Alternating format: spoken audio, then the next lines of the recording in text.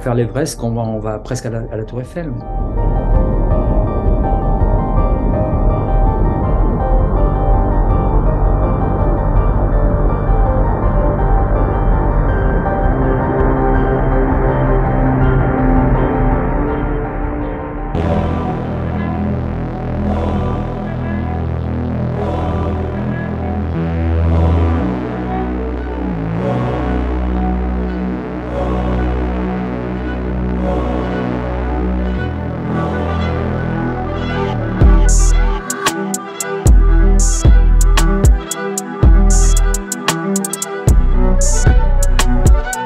Quand on a de l'oxygène et que la trace est faite pour vous et que les conditions sont bonnes, on n'est pas dans la zone de la mort.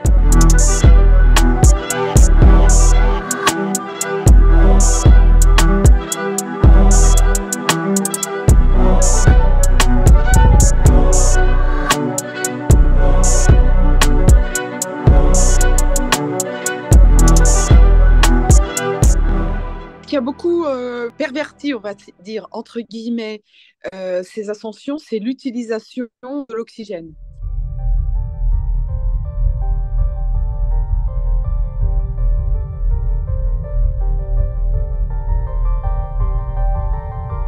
Le fait de prendre de l'oxygène, parfois même très bas, presque à partir du camp de base, donne l'illusion à un certain nombre de personnes d'être des alpinistes, voire des himalayistes, pourquoi pas, alors que la plupart du temps, les gens ne sont pas du tout entraînés. Quand ils réussissent, c'est parce que les conditions sont exceptionnelles, qu'il y a des gens qui travaillent pour eux, encore plus donc ces dernières années. Je respecte aussi les gens qui prennent de l'oxygène s'ils veulent faire l'Everest. Après, je respecte un petit peu moins les gens qui font passer ça pour des exploits alors que ça n'est pas. Le business de l'Everest est lamentable. Je n'ai rien contre le business, j'ai un problème avec le business à outrance où on ne respecte pas la montagne. C'est vrai que les sommets, en particulier celui d'Everest, mais d'autres aussi, mériteraient qu'on les approche avec une meilleure connaissance de l'environnement, avec un meilleur entraînement et puis beaucoup plus de respect, ce qui aussi permettrait d'avoir moins de pollution. En 92, on voyait déjà des manières d'aborder la montagne qui étaient un peu particulières, en tout cas qui ne correspondaient pas à mon état d'esprit.